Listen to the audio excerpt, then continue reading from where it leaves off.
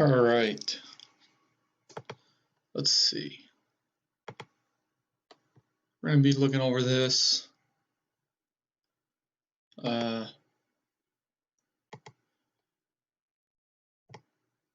Pressure washing marketing plan. This is just going to be a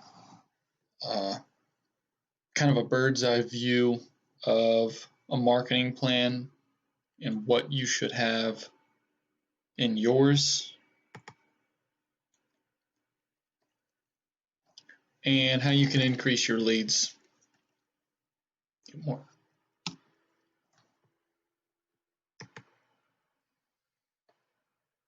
So in the beginning of your business or wherever you're at right now, you need to build a very strong foundation for your lead flow, and that starts with your different marketing approaches and your product that you're providing to your customer. You want them to be recommending you to everybody that they know. So especially for a service business, word of mouth is huge. So just to start this off, I wanted to break down a couple things. Marketing, just in general, bringing awareness and persuasively advocating your service onto your chosen target market. Prospecting, on the other hand, is going to be more of a crafted approach at targeting specific people, called headhunting, mostly used for getting commercial work. And then we got direct marketing, which is kind of a form of marketing that's more in the customer's face, trying to make them make a decision immediately to hire you for your service, as opposed to branding, which is more of a long-term approach. It kind of makes you think of that company instead of the actual service. So instead of power washing, they think of you. First things first, I would say, is picking your target market. And how you do that is you really need to study your market. You need to know what problems are people having in the area and how can you solve them. Look at what kind of skills do you have, what kind of equipment do you have that you can provide these services that they need, and then go from there. If you only have a small pressure washer, you may want to just start with driveways or smaller houses, one-story houses. Something that you can do and do a good job at and save your money until you can upgrade into other equipment to perform other services. But in a lot of areas, gutter cleaning is a great service that you could offer with very low entry. You only need a ladder really, and roof washing as well. It's a very low entry service, but has very high profits.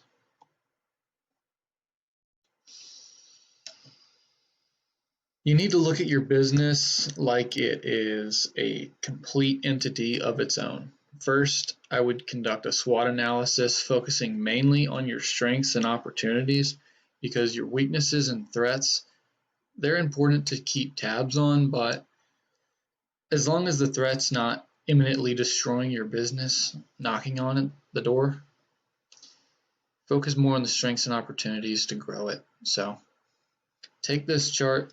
Strengths, what skills do you have and how can you apply them to your business? That pairs right with the opportunities, and you say, look, what kind of problems are in my market and how can I solve them? The best way to find those problems is literally just by asking your clients, asking your customers, listening to people that talk to you and seeing what kind of things they're struggling with. So we're about to go over a couple different ways, some of the main ways that it's profitable to advertise your service business. Facebook ads, of course, has been great for multiple years now. Google Ads pay-per-click is a great way to generate leads. Yard signs is a great way for sure. for all service industries. Mailers, hangers, postcards, they still work. Mailers especially. I like the postcards. Send them to different zip codes, whichever ones that you want, neighborhoods that you want to specifically target. And just public advertising agreements that you may have, billboards, newspapers, magazines, maybe tourism stuff. And each one of these channels I could make a whole video on in themselves, but I'm just going to kind of do a broad outlook on these, starting with Facebook. Facebook, you can change it depends on your goal for these ads that you're going to run. You can run different campaigns at the same time, targeting for direct response, call now, message now, or you could run them leading to your landing page or your website, or you could just not have it at all. You could just have your brand, your logo, your service, but just to keep in mind for the community, offer sales on your services, whatever kind of promotions you're having. If 50% off your driveway whenever you get your house cleaned, or 15% off whenever you get 2 or more services, whatever you want to offer at that time, you can create a pretty nice promotion on Facebook and spread it around your community pretty affordably, or for free if you post in the right groups. That's an estimate right there to pressure wash your house. All right. And that was word of mouth networking, or a customer referred us. So Google Ads breakdown. Google Ads is a great way to get customers, and one of my favorite, because it takes a little bit more skill to fine tune your ads, unless you wanted to pay somebody, which is a great way to do it, truthfully, if you don't have the time or the knowledge to operate them. But I mean, you could be paying $15 to $20 per click, and on average it takes like 3 clicks to convert to a sale. So you could be paying $600 a customer. I mean, not 600, but 60 a customer. So especially when you're running Google Ads, you want to have some higher prices or be able to upsell some additional services, because you are going to have to compensate for paying for these leads.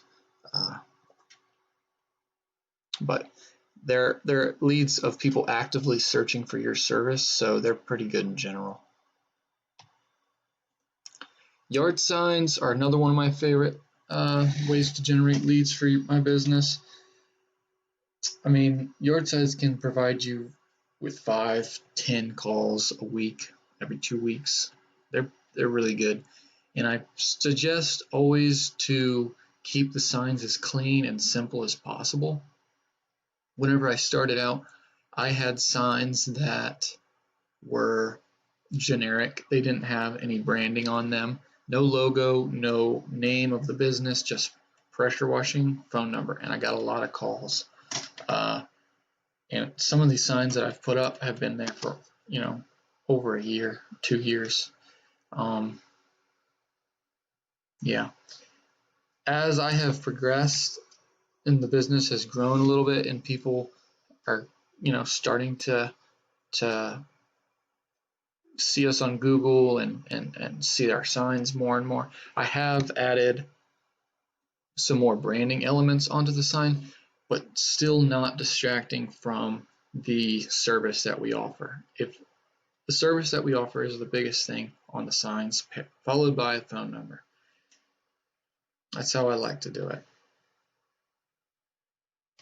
And another thing with yard signs is volume. I like to go with volume. Pick a service area and hit that area with signs for a week or two, and then the next week or two go farm the next area, maybe a zip code or a city.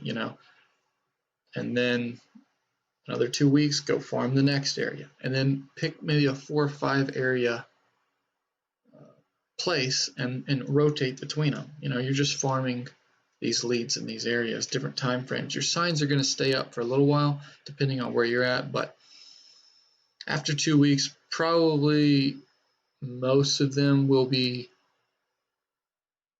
well, I mean, it's hard to say depending on your area. Like I said, I've had some of them that are up for a long time, but most of them get taken down or the grass cut or I always suggest getting the highest stakes because they stick out a lot more. The grass doesn't grow over them.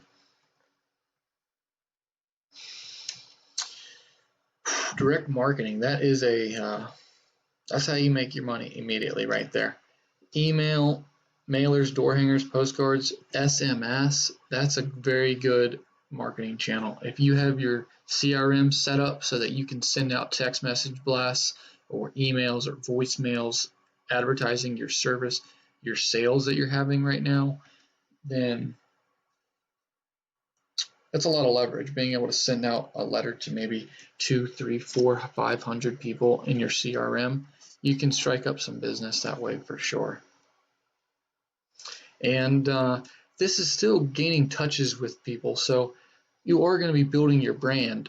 It's just whenever you're not really picking between direct marketing or brand building, you're just going to be doing one more than the other, or having an intention for one, for whichever marketing source. You want to increase sales, but it's also going to build your brand because they're going to see your logo, your name, your service. They're going to bring you to the top of their mind. Paid public advertisements, newspapers, radios, magazines, billboards. You're going to get a ton of impressions with these. I think that these methods are better for building a brand, like on a radio or a billboard. But you're going to be getting a lot of impressions, but low conversion. Expect around a 2, maybe even 2 or 3% conversion, I'd say, for these would be good. That'd be a very high rate. Posting on social media just organically, not paid traffic, is one of the best ways to get leads because people build trust with you. They see your work, they see your reviews, they see your customer referrals, which I really suggest you guys try to get your customers to leave you just a post on their page to show what a great job your service did. Maybe if it's a before and after picture or just a quick review. All their friends see it, and it's a great way to just get a lot more exposure. People trust what their friends have to say. So if you're going to get somebody to do work, you probably want somebody who your friend's going to recommend to you. Google My Business, I gave its own slide here because it's so important, really.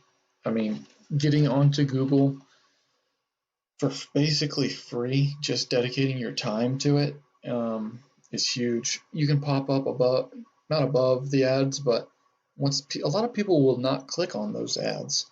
A lot of people do, but a lot of people don't. They'll scroll down, they'll see that first one on the map or the suggested, and if you got 30, 40 reviews and the next guy below you has got 10, they're going to click on you most of the time. And a lot of people like to read through the reviews and really see who's going to be coming out to their home and taking care of their stuff. I like to put up my before and after pictures. You can add offers for whatever specials you're running right now. People can message you directly through there. Google My Business is a great setup. Right now, they just moved it off of the app, and I think you manage it through online, which I really don't like, but it is what it is. Just try to keep up with that as much as you can. Okay, website slash SEO. I was debating not even adding this because it's a long-term game really. But for more serious slash growing slash, people who are really serious wanting to get their business automated, a website is you really need to have one. With SEO is SEO is an area where you can end up spending a lot of money and getting nothing in return. So I advise to be very careful on that and go with somebody who's going to, really do a good job. Um, but having a website is a great way to scale your business because you can send all of your advertisement traffic right there, and then they can go ahead and you can uh, partner with other softwares that they can go ahead and get an instant quote and then pick a day, and then it sends it right to your schedule, right to your calendar. And then you can go in there and click, hey, I want X to do this job. And, if you're managing people, just tap it, send it to their list, and they got work for that day on their schedule. So a website's really a great automation tool.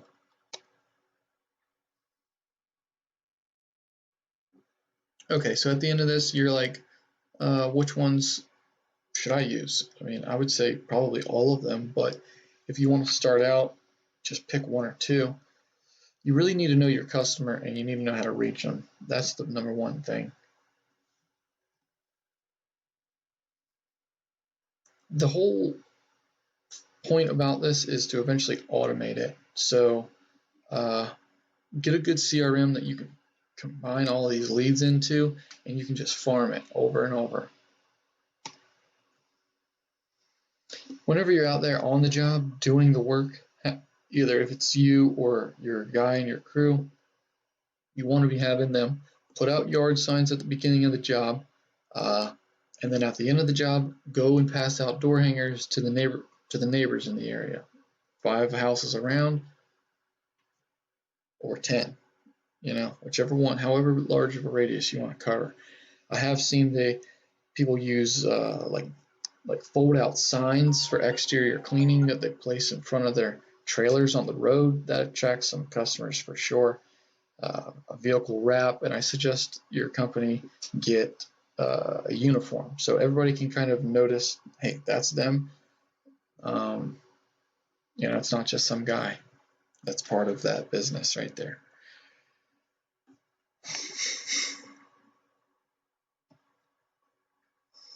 So going back to the branding versus the direct marketing, it's kind of like the direct marketing is going to drive your sales, but the branding in the long term is going to provide that value to the business. It's like you want to grow your business in a way that it's known for something. It's known for the highest quality and the fastest service, or whatever it is that you decide to double down on. I would suggest not trying to win on the price battle, but I would say just try to see how you can bring more value instead of cutting your price, because you need these prices to grow your business ultimately. It's not picking one or the other really. It's how do I combine both of these strategies to both provide short-term sales and long-term customer acquisition really. I wasn't going to talk too much about prospecting because that's a whole nother thing and how it's done, but in general, I would like to say that marketing targets residential work and prospecting targets commercial work. To get the commercial work, obviously door knocking, not on residential, but on business doors, speaking to the managers, getting emails. LinkedIn is great. And then just managing and leveraging the relationships that you have with people that you know now. And this sums up the whole thing right here. You want your pipeline to be full at all times. If you want to be able to call somebody if you don't have work, say keep a couple of those jobs in your back pocket for that's like, I'll I'll get you whenever I want a slow day. So on slow days, you can always just call people and go stack some work. But you need multiple lead sources to be pulling from work. You need each one of these arrows to be one of them's Facebook ads, one of them's Google ads, one of them's yard signs, and each one of them adds 2 leads a week. It gives you 6 jobs a week, you know. So having steady lead flow from multiple areas will guarantee that your business will grow.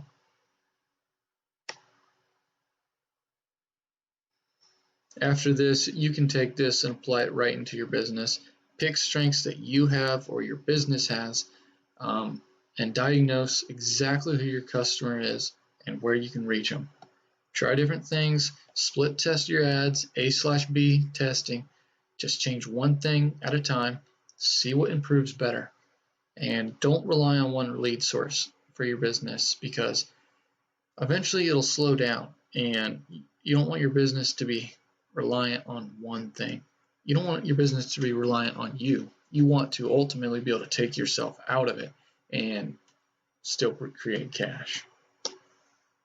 So it's a good presentation there. If you want to break down anything more, let me know.